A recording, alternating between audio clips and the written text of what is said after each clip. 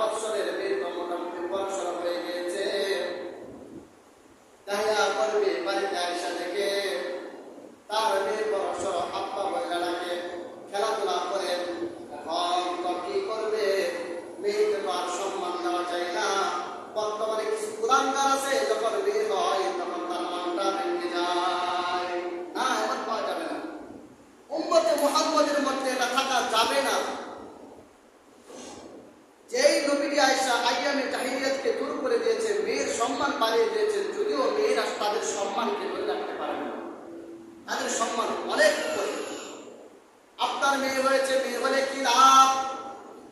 আপনার মেয়ে হওয়ার পর যদি আপনি সন্তুষ্ট থাকেন, আপনার তার উপর সন্তুষ্টি আছেন, ছেলের উপর তাকে ছেলেকে মেয়ের উপর প্রাধান্য দেন নাই, মেয়েকে দিনদারিত্ব শিক্ষা দেওয়া, পর্দার প্রশিদায় রাখা, পর্দার প্রশিদায় রাখা যখন তাকে বিবাহ দিবেন কিয়ামত পর্যন্ত আল্লাহ রাসূল বলেন ওই মেয়ের কারণে আল্লাহ তাআলা তার পিতামাতাকে জান্নাত দিবে।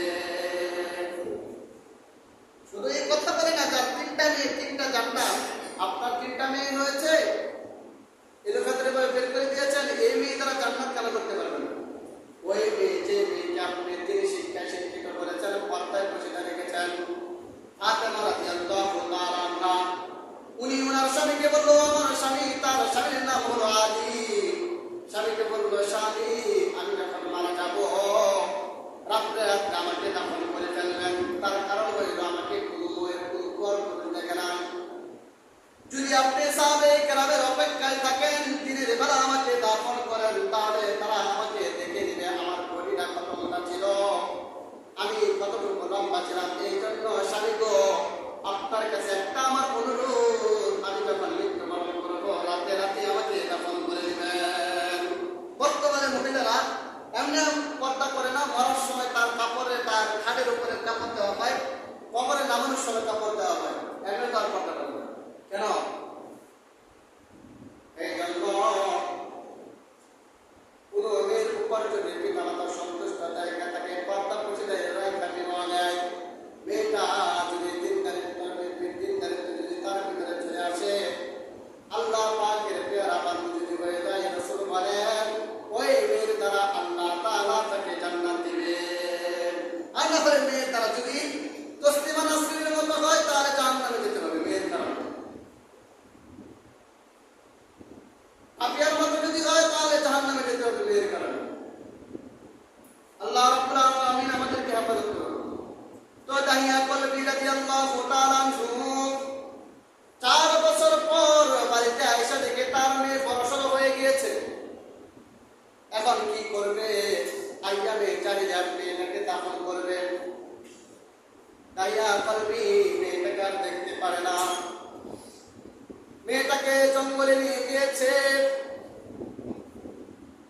জঙ্গলে নিয়ে যাওয়ার পর দাহিয়া কলবি গর্ত করতেছে, গর্ত খনন করতেছে, মাটি খনন করতেছে। দাহিয়া কলবি তার মেয়ে জামিলাকে জীবিত দাফন করবে।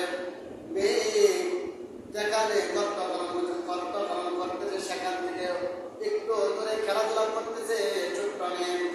বাবাকে বলছে, ও বাবা তুমি কি করতেছ? বাবা বলতেছে, আরে একটু পরে তুই বুঝবে আমি কি করতেছি। যখন মাটি খনন করা হয়ে গেল, মাটি খনন করা হওয়ার পর মেয়েকে ডাকলো, আমার মেয়ে দেখা যায় এখানে গিয়ে যেন দেখা যায় গর্তের ভিতরে মানুষদেরকে যে জিনিস তারা এই রূপ দেখানো হয়, তারা তো দৌড়ে চলে আসে। ছোট্ট বাচ্চাদেরকে ছোট একটা মজা দেওয়া হয়, তার দৃষ্টিতে বড় হইয়া বড় আকার ধারণ করে। তখন জামিলা বাবার কথা অনুপাতে গর্তের মধ্যে যখন তাকাইল, নিষ্ঠুর বাবা জামিলাকে ধাক্কা দিয়ে গর্তের মধ্যে ফেলে দিল। গর্তের মধ্যে ফেলে দেওয়ার পর তাকে জীবিত থাকা অবস্থায় তার উপরে মাটি দিতেছে। জামিলা বলছে, ও বাবা গো, ও বাবা আপনি আমাকে জীবিত দাফন করিলেন না। জীবনে মানুষের সামনে আপনাকে আব্বা বলে ডাকবো না, বাবা গো আব্বা বলে আর আপনাকে ডাকবো না। আমার দ্বারা যদি আপনার বেঁচে হয়, বাবা গো মানুষের সামনে আপনাকে, আপনি যে আমার বাপ সে পরিচয় দিব না, তবু আপনি আমাকে জীবনে বাঁচান, আপনি আমাকে জীবিত দাফন করেন না।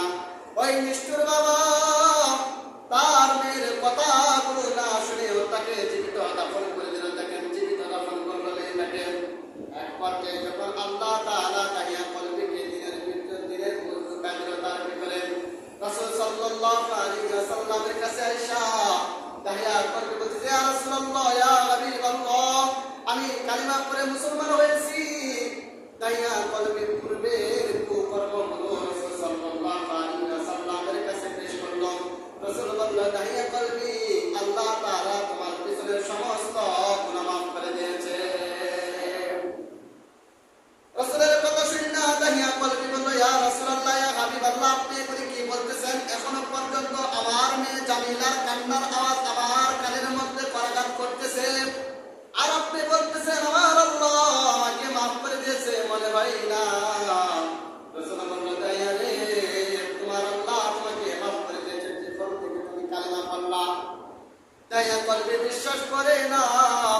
তখন তাইয়া কলবি রাসূল সাল্লাল্লাহু আলাইহি ওয়াসাল্লামের সামনে এই ঘটনাটা ব্যক্ত করল। ওগো আল্লাহর রাসূল, আমি যখন আমার মাটাকে আমার মেয়েটাকে জীবিত দাফন করি, মেয়ে বলল, আব্বা গো, কত বাবা দেখছি, তোমার মতো নিষ্ঠুর বাবা তো আমি আর দুনিয়ার মধ্যে দেখি নাই। আমার মেয়ের কান্না মাথা কথা বলি এখন আমার জায়গার মধ্যে কানের মধ্যে যেন করাঘাত করতেছে। ও হুজুর, আপনি বলতেছেন আল্লাহ তাআলা সমস্ত গুনাহ আমার মাফ করে দিয়েছেন। হাদিসের মধ্যে পাওয়া যায় জিবরাইল আলাইহিস সালাতু ওয়াস সালাম পুরো সময় তাহিয়া কলবের আকার ধারণ করে রাসূলের কাছে ওই নিয়ে আসতে বলেন। সুবহানাল্লাহ। এক সময় তাহিয়া কলবি কি ছিল আর কি হয়েছে, যে নবীজির সওয়াব পাইয়া সোনালী যুগের সোনালীর মানুষ হয়েছে, সেই নবীজিকে কিন্তু মক্কার মানুষেরা চিনে নাই। মক্কার মানুষেরা চিনে নাই। মক্কার ভালোবাসা প্রত্যেকটা মানুষের ভিতরে